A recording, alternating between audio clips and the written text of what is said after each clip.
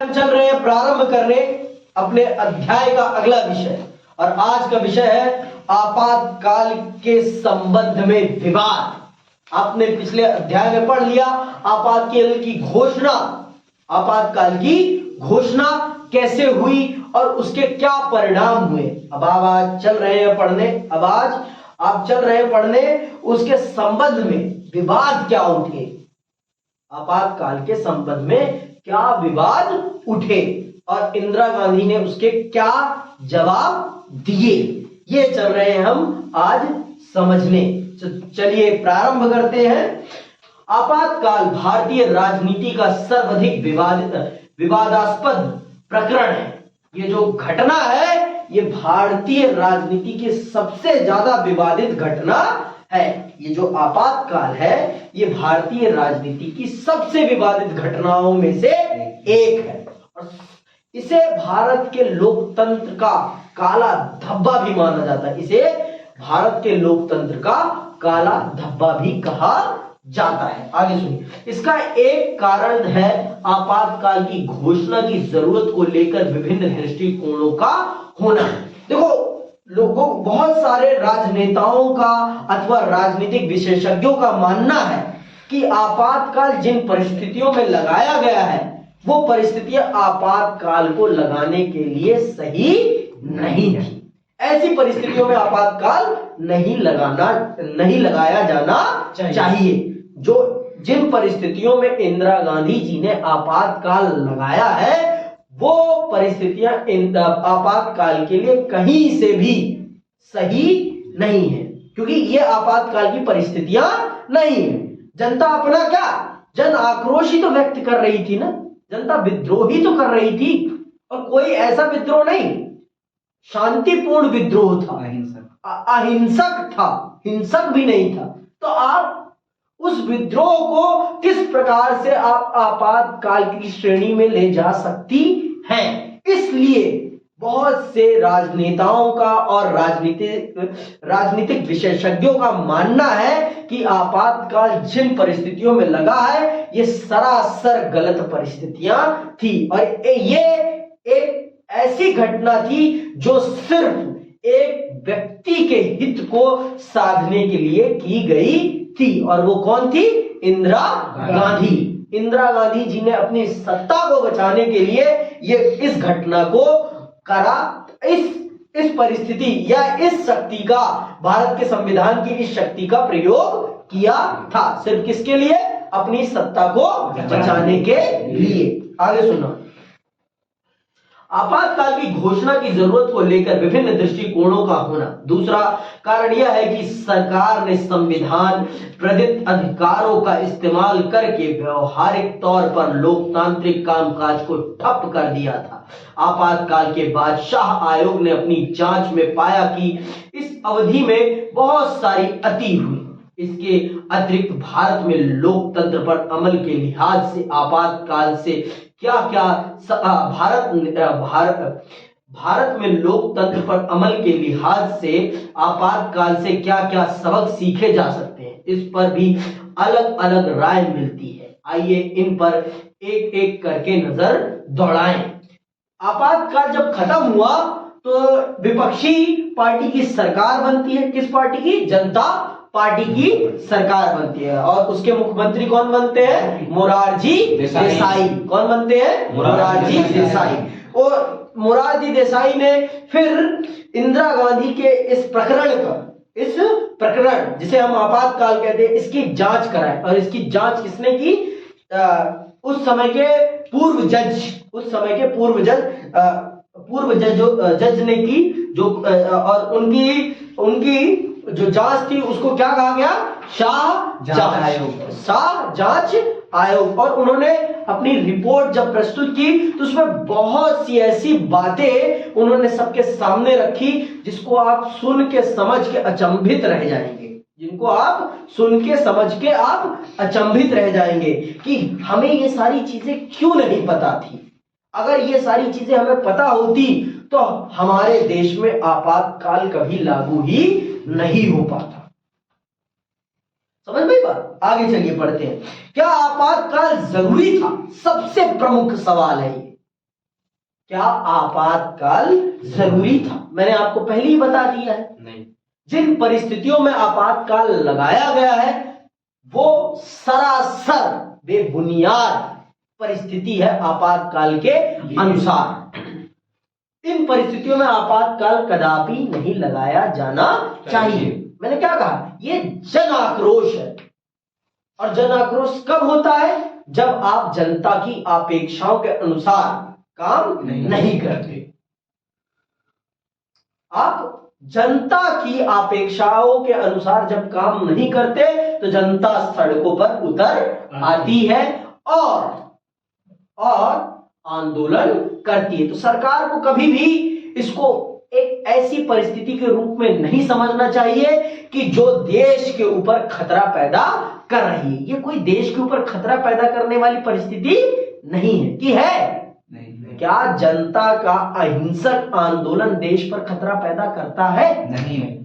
तो कैसे इंदिरा गांधी जी ने इसको अपनी सरकार अथवा देश के ऊपर खतरा मान लिया? यही सबसे बड़ा सवाल है। हाँ, वो बात याद करिए जब इंदिरा गांधी की सत्ता पे सवाल उठ गया था। हम उसे कह सकते हैं कि उन्होंने अपने निजी हित को साधने के लिए आपातकाल की इस शक्ति का प्रयोग किया है। आपातकाल की इस शक्ति का प्रयोग किया है किस लिए? अपने निजी हित को साधने के लिए, अपने विरुद्ध खड़े हो रहे विरोध को रोकने के लिए, दबाने के लिए उन्होंने इस ताकत का प्रयोग किया है। सुनिए इंदिरा गांधी जी क्या कहती हैं और दूसरे राजनेता क्या कहते हैं और राजनीतिक विशेषज्ञ आपातकाल के संबंध में क्या विचार रखते हैं। आइए सुनते हैं और समझते हैं। आपातकाल की घोषणा के कारण का उल्लेख करते हुए संविधान में बड़े सादे ढंग से अंदरूनी गड़बड़ी जैसे शब्द का व्यवहार किया गया है। 1975 से पहले कभी भी अंदरूनी गड़बड़ी को आधार बनाकर आपातकाल की घोषणा नहीं की गई थी। हम पढ़ चुके हैं कि देश के कई हिस्सों में विरोध आंदोलन चल रहे थे। क्या इसे आपातकाल लागू करने का पर्याप्त कारण माना जा सकता है? आप खुद सोचो, क्या विरोध आंदोलनों को आप आपातकाल लागू करने का कारण मान सकते हैं? नहीं। भाई विरोध करना तो जनता की अभिव्यक्ति के अधिकार के अंतर्गत आता है, उनके तो स्वतंत्रता के अधिकार के अंतर्गत आता है ना। तो आप इसे आपातकाल लागू करने की परिस्थिति के रूप में कभी भी नहीं देख सकते हैं। लेकिन कहते हैं ना, जब अपनी सत्ता की देखभाल के लिए लोग जनता के अधिकारों को उखाड़ फेंकते हैं तो तब आपातकाल लागू हो ही जाता है। अपनी सत्ता को बचाने के लिए जनता के अधिकारों की बलि चढ़ाई गई है। और वो बलि किसने चढ़ाई? उस प्रधानमंत्री ने जिस पर जनता ने भरोसा किया था, बहुत ज्यादा भरोसा किया था। उनकी बात पर उन अनुभवी नेताओं को हरा दिया था जिन अनुभवी नेताओं के ऊपर कांग्रेस टिकी हुई थी। अनुभवी नेताओं को हराया ना उनकी एक बात पर कि मैं आऊंगी तो मैं क्या हटाऊंगी? गरीबी। और इसी नारे से वो आई थी। लेकिन वो क्या कर रही थी? सत्ता बचा। वो अपनी सत्ता बचाने के लिए उन्होंने जनता के अधिकारों को ही रौंद दिया, उनसे छीन लिया। आगे सुनो।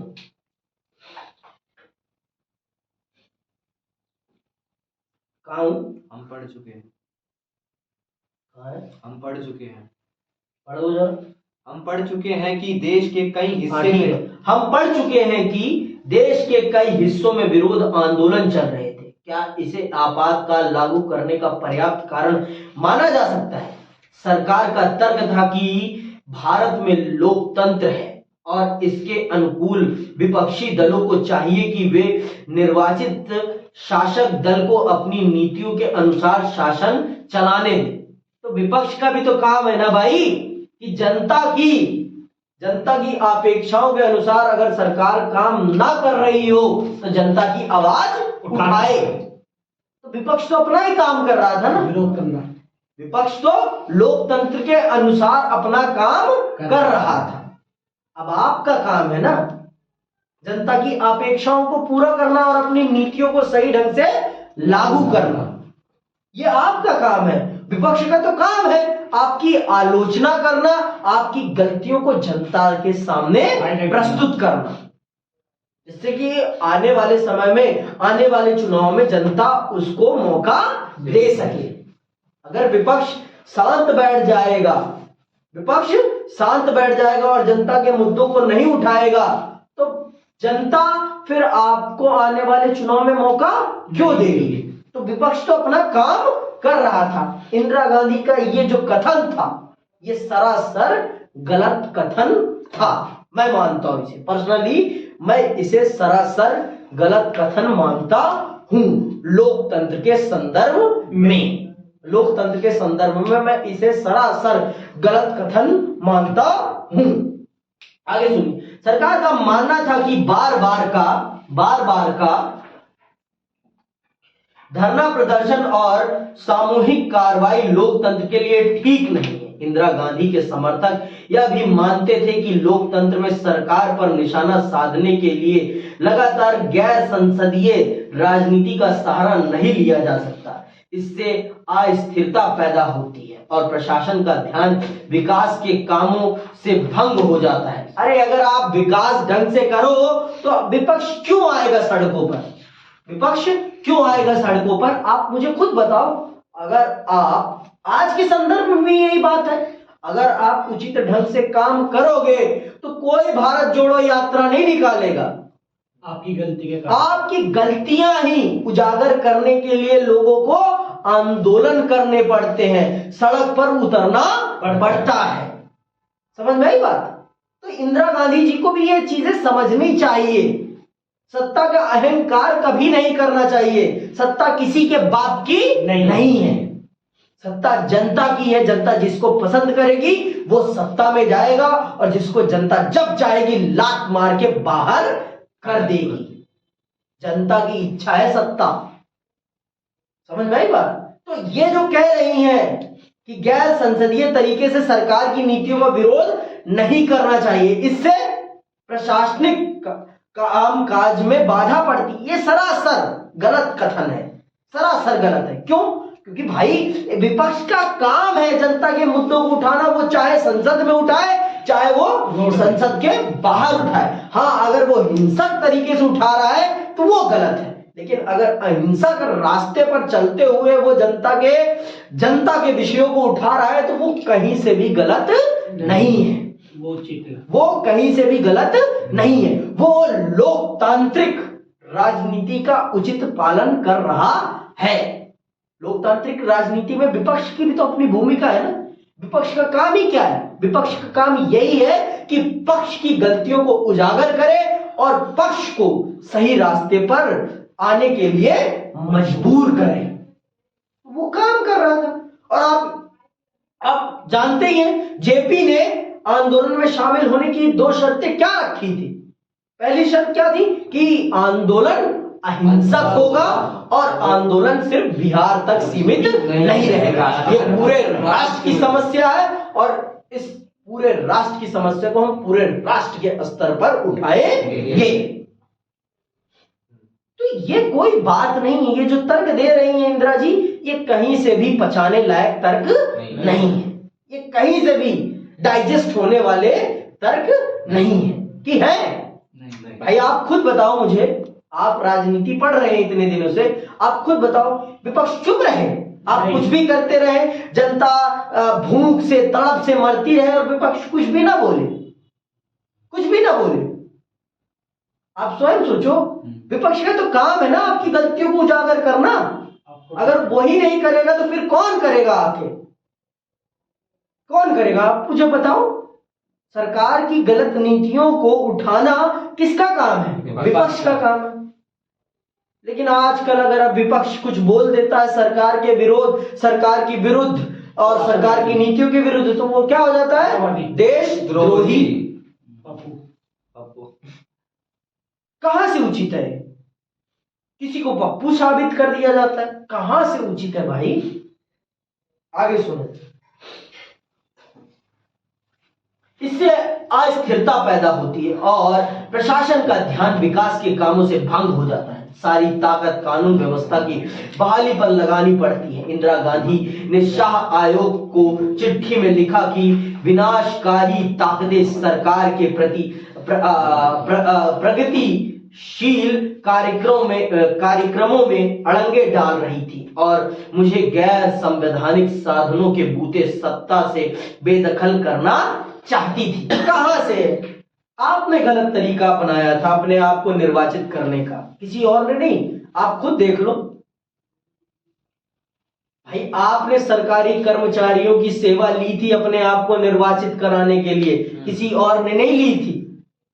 मैं मानता हूं आप बहुत फेमस थी, बहुत ज्यादा, परंतु आपने गैर संवैधानिक रास्ता अपनाया था और वो पकड़ा गया था, वो पकड़ा गया था। अगर आप मानती थी कि आप एक बहुत ही ज्यादा कद्दावर नेता थी, तो आप चुनाव से क्यों डर रही थी? उस समय आप चुनाव से डर रही थी, तभी तो आप अपनी सत्ता को बचाने के लिए आपने ये रास्ता अपनाया है ना। अगर आप चुनाव से नहीं डर रही होती तो 6 महीने में आप निर्वाचित होकर पुनः आ जाती संसद में, कोई आपको नहीं रोक पाता। पावर खोने का अगर आपको डर नहीं था तो आप चुनाव फेस करती, पुनः आ जाती सत्ता। लेकिन उन्हें इस बात का डर था कि परिस्थितियां उनके अनुकूल नहीं है। अगर वो चुनाव में गई तो वो चुनाव हार जाएंगी। इसीलिए उन्होंने अपनी सत्ता को बचाने के लिए, भैया ये उन्होंने गरीबी हटाओ के नारे से आई थी, जो नाटक किया फिर हुआ ना। नाटक नहीं है, उस समय की परिस्थितियों के अनुसार उन्होंने वो बात कही थी, लेकिन उस पर वो अमल भी कहाँ कर रही थी? नहीं कर पाई। क्यों? क्योंकि आपने देखा ना, उस समय की परिस्थितियां वैसी नहीं थी। परिस्थितियां बहुत बड़ी चीज है, इंसान परिस्थितियों के अनुसार ही चलता है ना। खाड़ी देशों में तेल की कीमतें अत्यधिक बढ़ गई थी, मानसून विफल हो गया था आपका देश का, युद्ध लड़ लिया था आपने, तो चीजें देश के अनुसार नहीं चल रही थी, देश के अनुरूप नहीं चल रही थी। आपके उद्योग भी सही ढंग से काम नहीं कर रहे थे। समझ गई बात? मैंने आपको इसीलिए पहले पृष्ठभूमि समझाई है। एक दिन में एक चीज नहीं होता, इसीलिए उनको क्या हो जाता है? डर हो जाता है अपनी सत्ता को बचाने के लिए। उनके अंदर ये डर पैदा हो जाता है कि अगर मैं चुनाव में जाऊंगी तो मैं हार जाऊंगी। इसीलिए उन्होंने अपनी सत्ता को बचाने के लिए गैर कानूनी रास्ते को अपनाया, गैर संवैधानिक रास्ते को अपनाया और देश को एक काले साए में जाने के लिए मजबूर कर दिया। जिसे हमने क्या कहा? आपातकाल। जिसे हमने क्या कहा? आपातकाल कहा। आगे सुनो। कुछ अन्य दलों मसलन सीपीआई, इसने आपातकाल के दौरान कांग्रेस को समर्थन देना जारी रखा था। का विश्वास था कि भारत की एकता के विरुद्ध अंतरराष्ट्रीय साजिश की जा रही है। सीपीआई का मानना था कि ऐसी सूरत में विरोध पर एक हद तक प्रतिबंध लगाना उचित है। सीपीआई का मानना था कि जेपी ने जिस जन आंदोलन की अगुवाई की वह मुख्यतः मध्य वर्ग का आंदोलन था और यह मध्य वर्ग कांग्रेस की परिवर्तनकामी नीतियों के विरोध में था। आपातकाल के बाद सीपीआई ने महसूस किया कि उसका मूल्यांकन गलत था और आपातकाल का समर्थन करना एक गलती थी। एक गलती थी। क्या हुआ? सीपीआई की फुल फॉर्म? सीपीआई एक पार्टी का नाम है, सीपीआई एक राजनीतिक पार्टी का नाम है। समझ में आ गई बात? तो ये जान लो आप कि सीपीआई ने आपातकाल के समय में कांग्रेस का समर्थन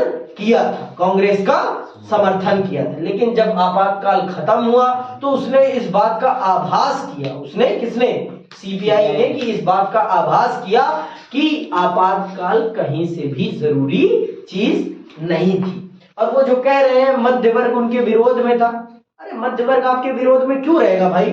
अगर आप अपनी नीतियों के अनुसार उनको खुश रखोगे, आप किसी को भी उसकी बेसिक नीड्स उपलब्ध कराते रहोगे, किसी की भी आप बेसिक नीड्स को प्रोवाइड करते रहोगे, उसकी जरूरतों को पूरा करते रहोगे, तो कोई आपके विरोध में क्यों जाएगा? मुझे खुद बताओ, आपका विरोध कब होगा? जब आप किसी उनकी अपेक्षाओं के अनुसार काम नहीं करोगे। आप घर में विरोध कब करते हो? खुद बताओ मुझे। आप विरोध तभी करते हो ना जब पापा या मम्मी आपके खिलाफ जाकर आपके लिए कुछ करते हैं। आपकी इच्छा आर्ट्स पढ़ने की है और आपको जबरदस्ती साइंस में डाला जा रहा हो, तब आप विरोध करेंगे कि नहीं करेंगे?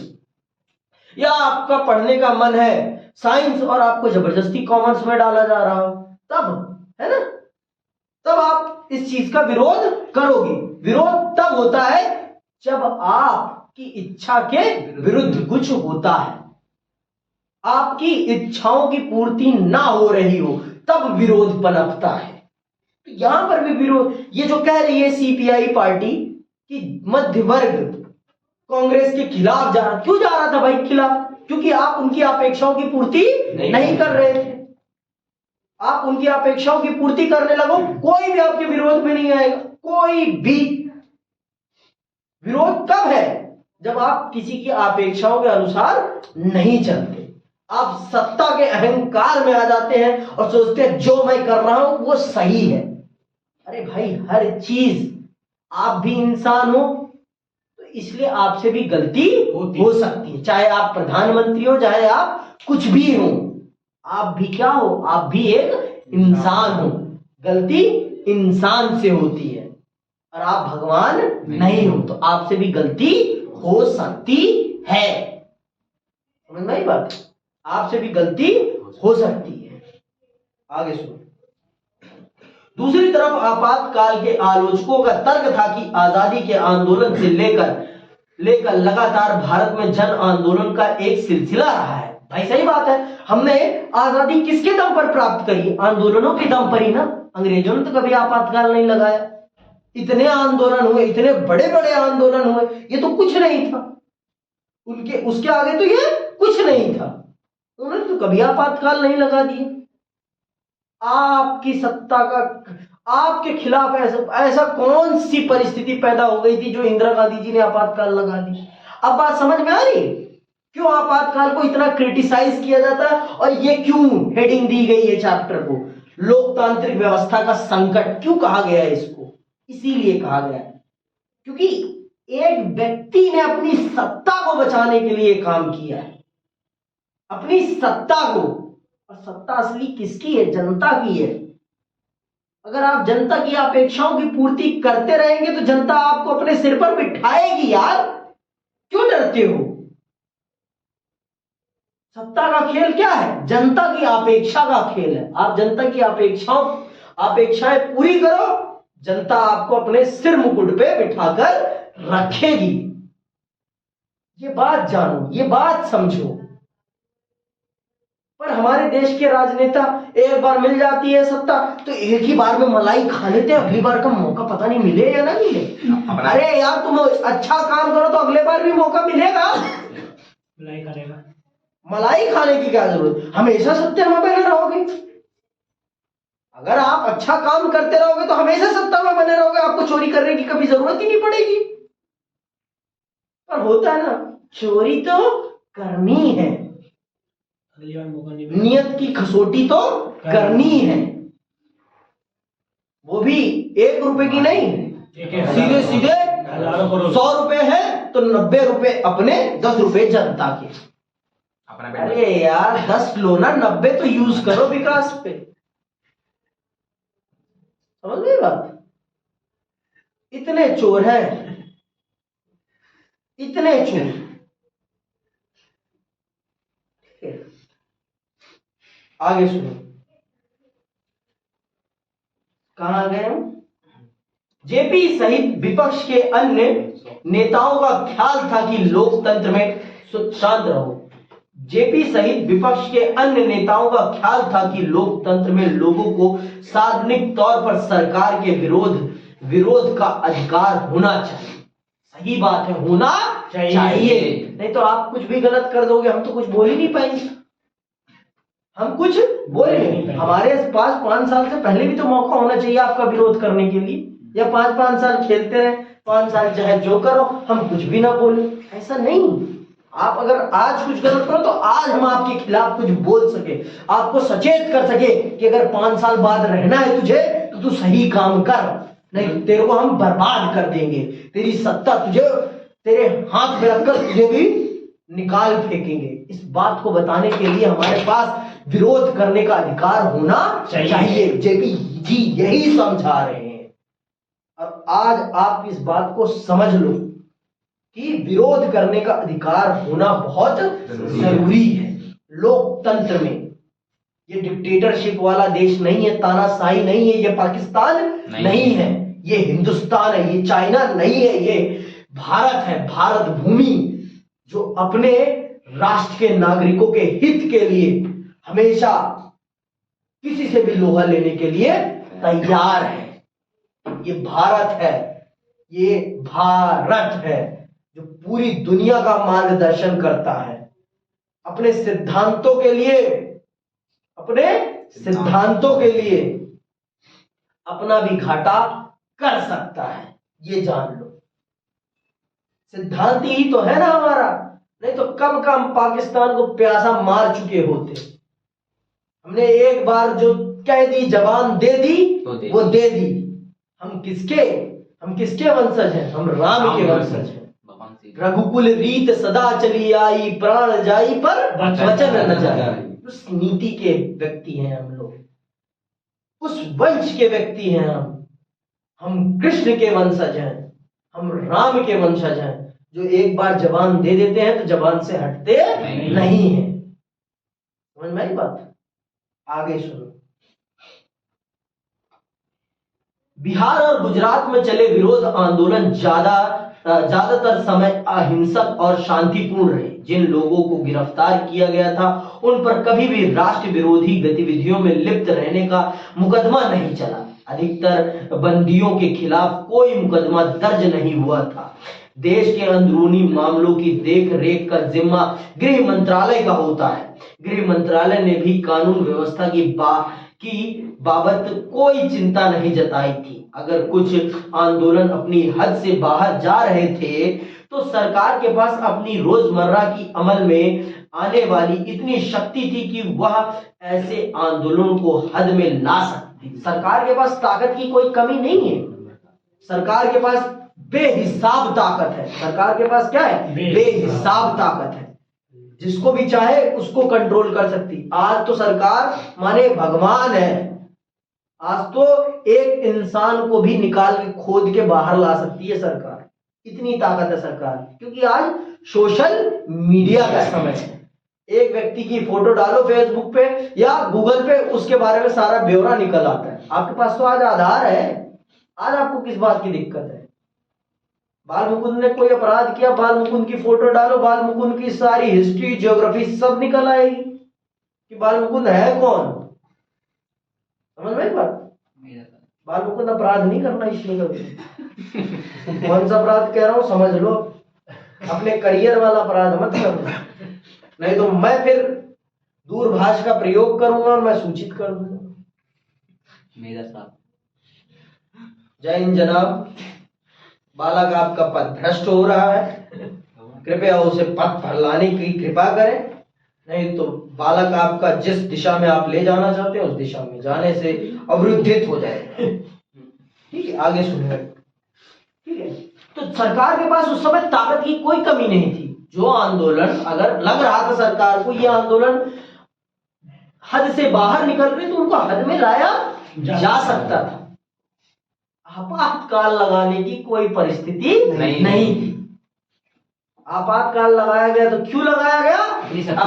अपनी सत्ता को बचाने के लिए, अपनी कुर्सी को बचाने के लिए, अपनी कुर्सी को। आए मेरी प्यारी कुर्सी, मुझसे दूर ना जा, मुझसे तू दूर ना जा और सब चले जाए मुझसे दूर। अगर उस समय वो चुनाव फेस कर लेती तो 77 का चुनाव हारती नहीं। जनता, देखो मैंने उस दिन उस क्लास में बताया था ना, बातचीत ना करना सबसे बड़ी गलती है। हमारे बीच में मिसअंडरस्टैंडिंग कब पैदा होती है? जब हम एक दूसरे से बातचीत नहीं करें। खुल के बात करते रहो अपने दोस्तों से, कभी आपके बीच में मतभेद पैदा ही नहीं होंगे। मतभेद तब पैदा होते हैं जब तू अपनी तरफ मुंह फुला के बैठ जा, मैं अपनी तरफ मुंह फुला के बैठ जाऊं। मुंह की फूला फूली एक दूसरे को बर्बाद कर बैठती है। सही बात है ना? प्रेमी प्रेमिका में ये विवाद क्यों पैदा होता है, जिसे हम ब्रेकअप कहते हैं, क्यों होता है? बस बात ना करने से होता है। वही बात यहाँ जनता और सरकार के बीच में भी है। वही बात बिल्कुल सही बात है ये। जनता और सरकार के बीच में भी यही बात है भाई। आप इस बात को समझिए, आगे सुनिए। आज हमारे दूसरे प्रेमी आए नहीं तो उनका भी उदाहरण हम सही सटीक समझाते हैं आपको। चलिए आगे देखिए। अधिकतर विवादों के खिलाफ कोई अधिकतर बंदियों के खिलाफ कोई मुकदमा दर्ज नहीं हुआ था। देश के अंदरूनी मामलों की देखरेख का जिम्मा गृह मंत्रालय का होता है। गृह मंत्रालय ने भी कानून व्यवस्था की बाबत कोई चिंता नहीं जताई थी। अगर कुछ आंदोलन अपनी हद से बाहर जा रहे थे तो सरकार के पास अपनी रोजमर्रा की अमल में आने वाली इतनी शक्ति थी कि वह ऐसे आंदोलनों को हद में ला सकती। लोकतांत्रिक कार्य प्रणाली को ठप करके आपातकाल लागू करने जैसी अतिचारी कदम उठाने की जरूरत कतई नहीं थी। दरअसल खतरा देश की, ध्यान से सुनना, दरअसल खतरा देश की एकता और अखंडता को नहीं बल्कि शासक दल और स्वयं प्रधानमंत्री को था। कितनी देर से ये तो समझा रहा हूं। स्वयं किसको था? प्रधानमंत्री इंदिरा गांधी जी को था। इंदू मैडम जी को था, इंदू दीदी को था, इंदू सर को था उनकी सत्ता के जाने का। इसीलिए उन्होंने क्या कहा? उन्होंने कहा कि न रहेगी बांस न बजेगी बांसुरी, न रहेगा लोकतंत्र न होगा चुनाव। समझ में गए? न रहेगी बांस न बजेगी बांसुरी, न रहेगा लोकतंत्र न होगा चुनाव। सालों साल इंदिरा गांधी जिंदाबाद। सालों साल इंदिरा गांधी जिंदाबाद जिंदाबाद। समझ में आई बात? इसीलिए उन्होंने कहा लगा दो आपातकाल, इमरजेंसी, और सो जाओ। ना रहेगा विपक्ष, ना होगा मेरा विरोध। वो रहेंगे जेल में, मैं रहूंगी बाहर। आगे चलो, ठीक है।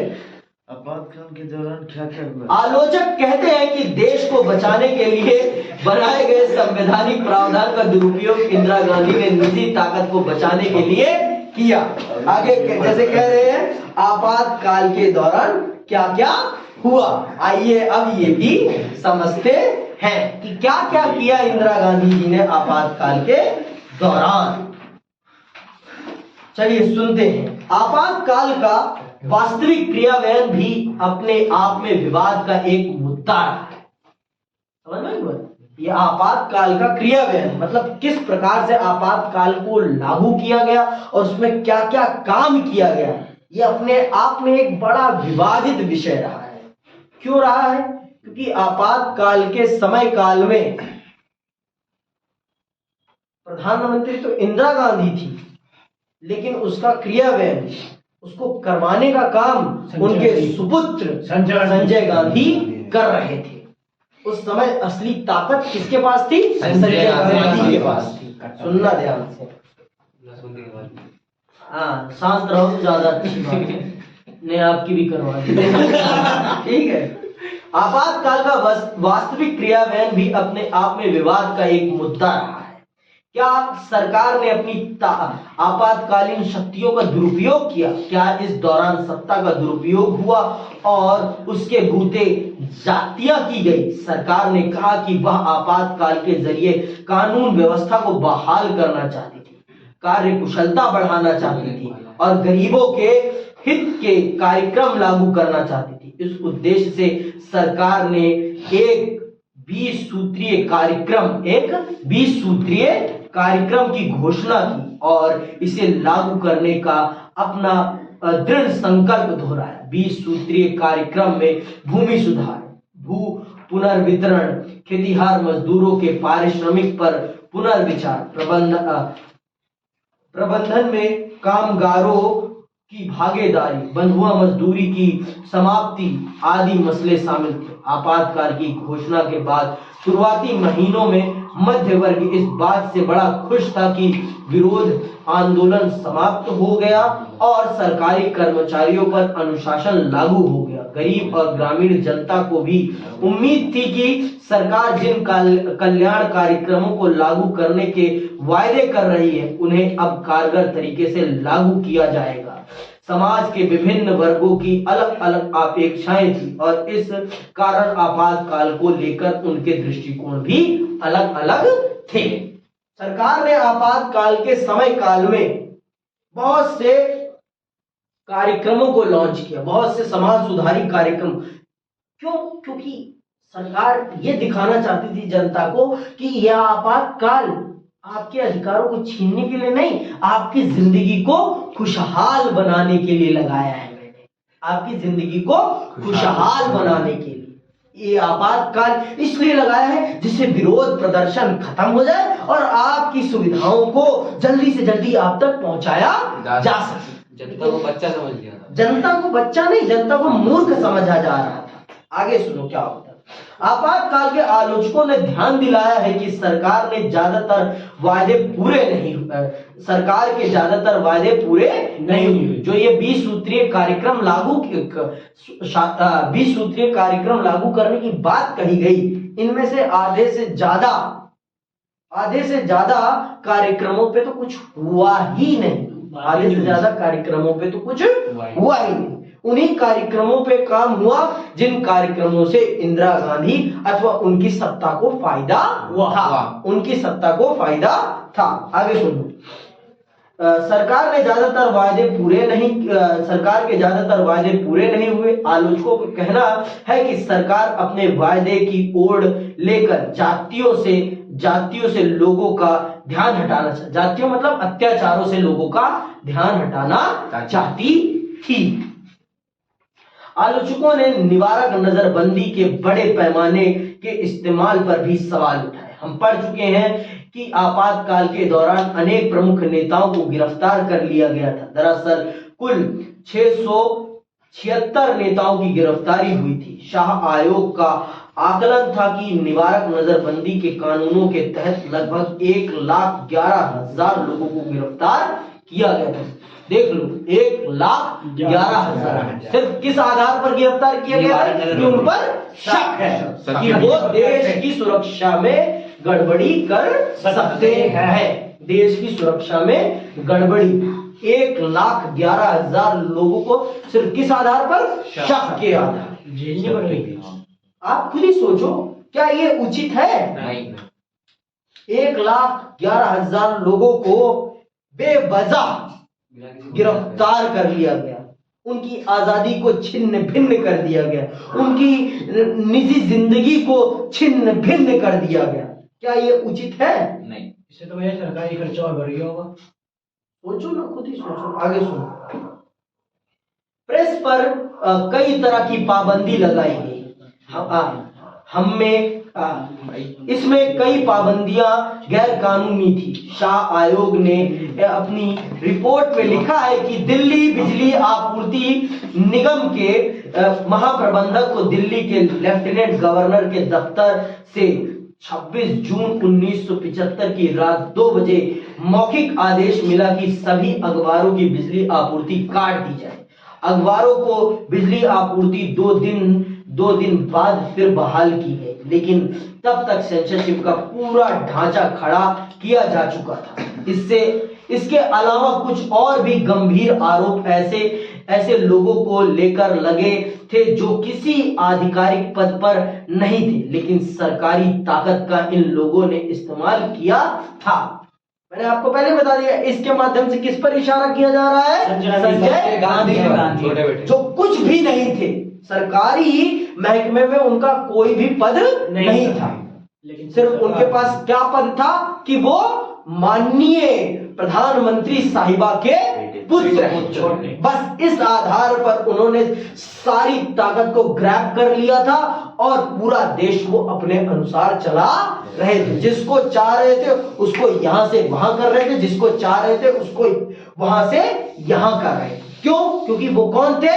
वो इंदिरा गांधी के बेटे, इंदिरा गांधी के पुत्र थे। इंदिरा गांधी के पुत्र मिनिस्टर नहीं थे, कुछ भी नहीं थे वो। बता तो रहा है यहाँ पे। भैया इसका विरोध करना चाहिए था लोगों को, फिर तो करो ना, जाके करो।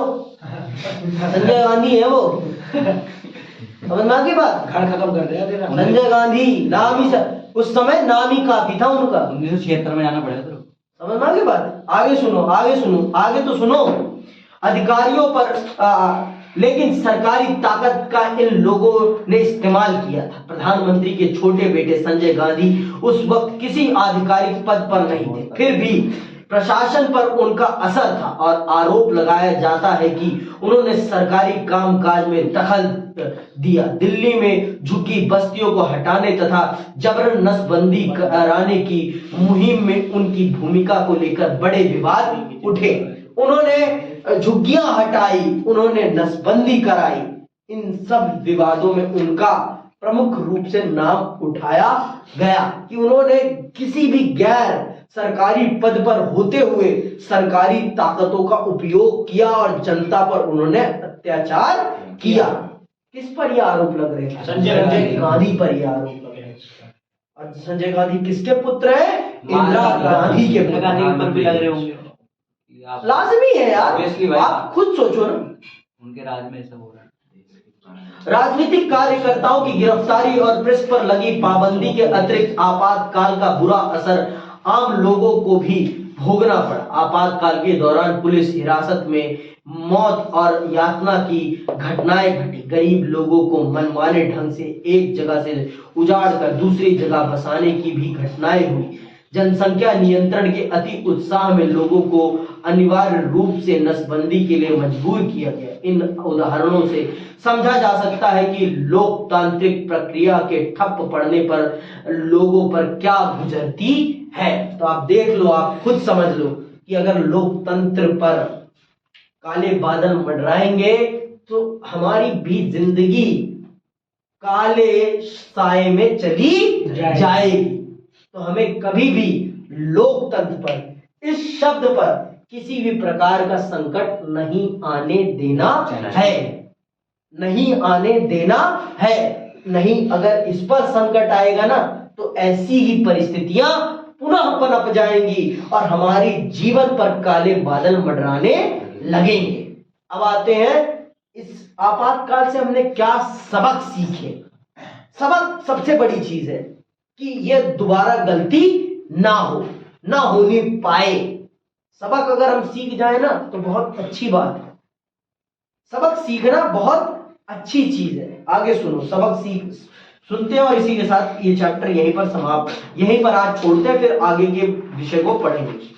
आपातकाल से एक बारगी भारतीय लोकतंत्र की ताकत और कमजोरियां उजागर हो गई। आपातकाल लागू होने के बाद हमें पता चल गया कि हमारे संविधान में क्या कमजोरियां हैं और क्या ताकत है। क्या कमजोरियां हैं हमारे संविधान में, कौन सी क्या गलतियां हैं और कौन सी ताकत है, इस बात का हमें पता चल गया। इस बात का हमें पता चल गया। पलटो मत, बार बार देखो उसी को उसी, ठीक है। इस आपातकाल के लागू होने से क्या पता चला हमें कि हमारे संविधान में क्या गलतियां हैं और क्या कमजोरियां हैं, क्या ताकत है और क्या कमजोरी। भाई जब तक हम सही ढंग से जमीन पर नहीं उतरते तब तक हमें नहीं पता चलता ना कि हमारे अंदर क्या कमियां हैं, क्या कमजोरियां। इसीलिए तो मैं कहता हूं आओ यहां खड़े हो और बोलो। इससे ही तो पता चलेगा ना कि आपके अंदर बोलने की क्षमता है या नहीं।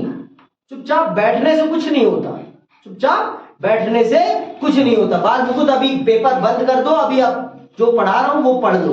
समझ में आई बात? समझ में आई बात? तो ये समझो, आगे सुनो। हालांकि बहुत से पर्यवेक्षक मानते हैं कि आपातकाल के दौरान भारत लोकतांत्रिक नहीं रह गया था, लेकिन यह भी ध्यान देने की बात है कि थोड़े ही दिनों के अंदर कामकाज फिर से लोकतांत्रिक ढर्रे पर आ गया, लौट आया। इस तरह आपातकाल एक सबक तो इस तरह आपातकाल का एक सबक तो यही है कि भारत से लोकतंत्र को विदा कर पाना बहुत कठिन है, बहुत कठिन है, कि भारत से लोकतंत्र को कभी नहीं हटाया जा सकता है। भारत के नस नस में लोकतंत्र है, भारत की नस नस में लोकतंत्र है, और लोकतंत्र को भारत से गायब करना मुश्किल ही नहीं, नामुमकिन है। आगे सुनो। दूसरा, आपातकाल से संविधान के में वर्णित आपातकाल के प्रावधानों के कुछ अर्थगत उलझाव भी प्रकट हुए। देखो, वो जो अंदरूनी गड़बड़ी, जो शब्द स्पष्ट नहीं था, जिसका सही अर्थ स्पष्ट नहीं था, अगर ये आपातकाल नहीं लगता तो हमें वो गलती हम कभी भी सुधार नहीं पाते, और हो सकता था कि बाद में इससे भी ज्यादा हम पर गलत प्रभाव पड़ जाता, या इस ताकत को कोई ऐसा व्यक्ति यूज कर लेता जो हमारे लोकतंत्र को हमेशा हमेशा के लिए खत्म कर देता।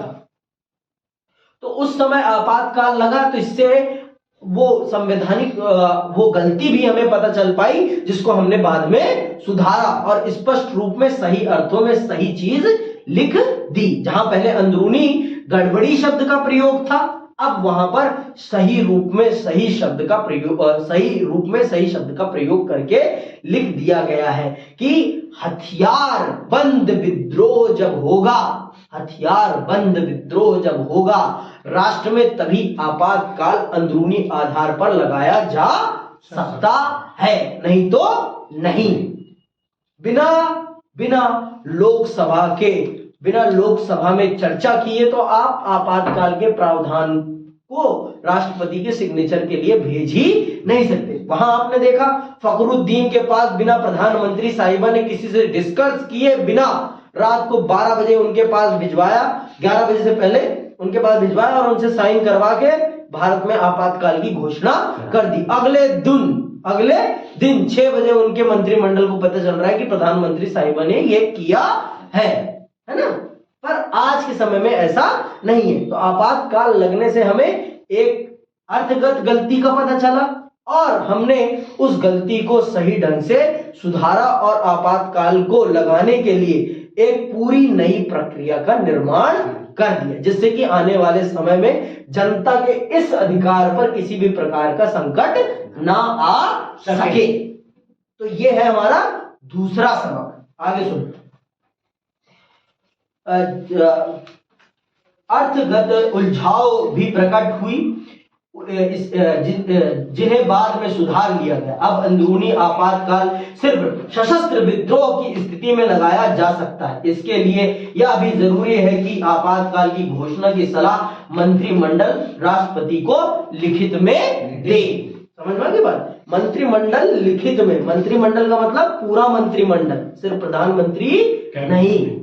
प्रधानमंत्री नहीं, पूरा कैबिनेट मिनिस्ट्री उनको लिखित रूप में ये सुझाव दे कि भारत में ऐसी परिस्थिति आ गई है कि आपको आपातकाल लगा देना चाहिए। अब आपातकाल किस स्थिति में लगेगा? सशस्त्र विद्रोह, मतलब हथियारों के साथ जब जनता विद्रोह करेगी तब आप आपातकाल लगा सकते हैं, नहीं तो नहीं।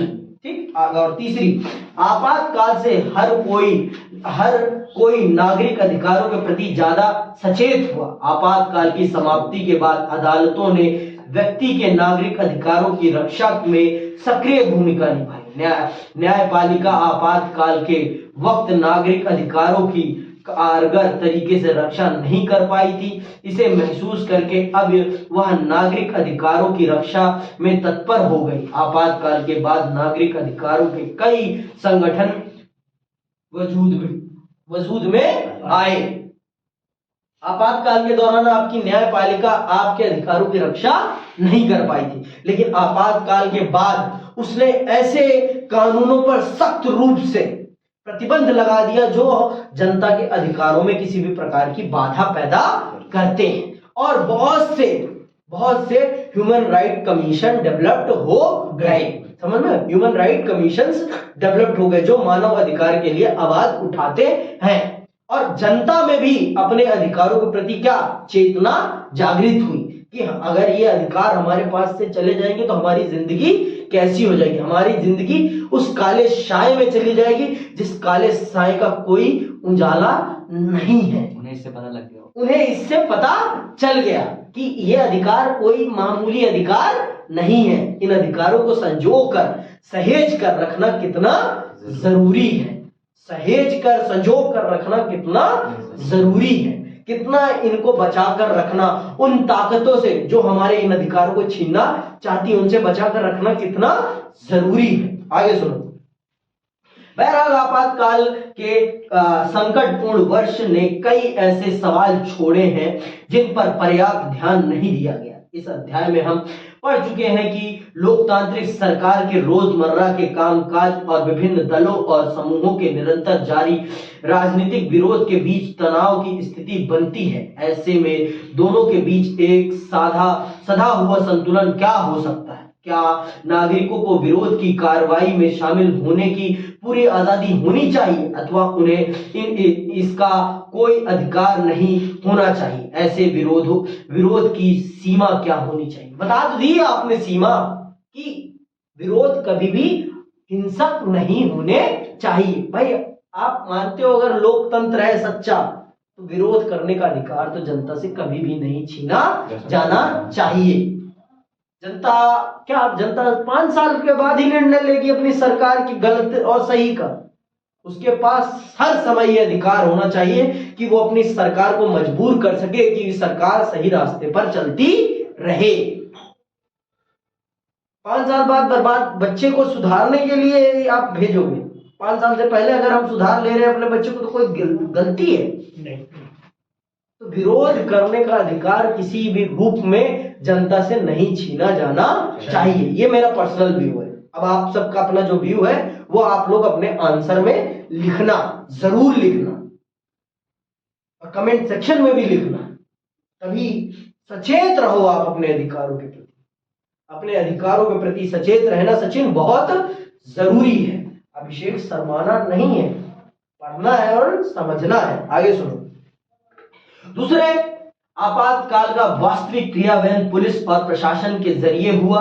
ये संस्थाएं स्वतंत्र होकर काम नहीं कर पाई, इन्हें शासक दल ने अपना राजनीतिक औजार बनाकर इस्तेमाल किया। शाह कमीशन की रिपोर्ट के अनुसार पुलिस और प्रशासन राजनीतिक दबाव की चपेट में आ गए थे। यह समस्या आपातकाल के बाद भी खत्म नहीं हुई। यह सच है कि कोई नेता नहीं आता हमें प्रताड़ित करने, हमारे ही शासक, हमारे ही सेवक हमें प्रताड़ित करने आते हैं, जिन्हें हम पुलिस कहते हैं, जिन्हें हम सरकारी कर्मचारी कहते हैं। यही लोग प्रताड़ित करते हैं, कोई और प्रताड़ित नहीं करता। रेल मंत्री नहीं आके टिकट काटने में देरी करते, वो टिकट कर्मचारी ही टिकट काटने से पहले 2 बार चाय पी लूं तो ज्यादा देर हो रही है। सही बात है, सही बात है। बैंकों में दिख जाता है। समझ में बात? तो ये चीजें तो हमारे सरकारी कर्मचारियों को भी थोड़ी अपनी डिग्निटी का ध्यान देना चाहिए, अपनी देशभक्ति का ध्यान देना चाहिए थोड़ा सा। अगर सचेत रूप से काम करते, अब स्कूल में मास्टर साहब पढ़ ले, तू खुद पढ़ लेना, मैं ही पढ़ाता रहूंगा तुझे। भाई साहब आपको इसी बात के लिए फीस दी जा रही है, आपको इसी बात की तनख्वाह मिल रही है, आप बच्चों को जितना पूछे उतना बताएं। आप इसीलिए आए हैं चयनित होकर, आपका कोई और काम नहीं है। सरकार आपको 50,000, 90,000, 1,20,000 इसलिए नहीं दे रही, आपको पढ़ाने के लिए दे रही है। ठीक है, आज के लिए बस इतना ही। धन्यवाद। जय हिंद, जय भारत।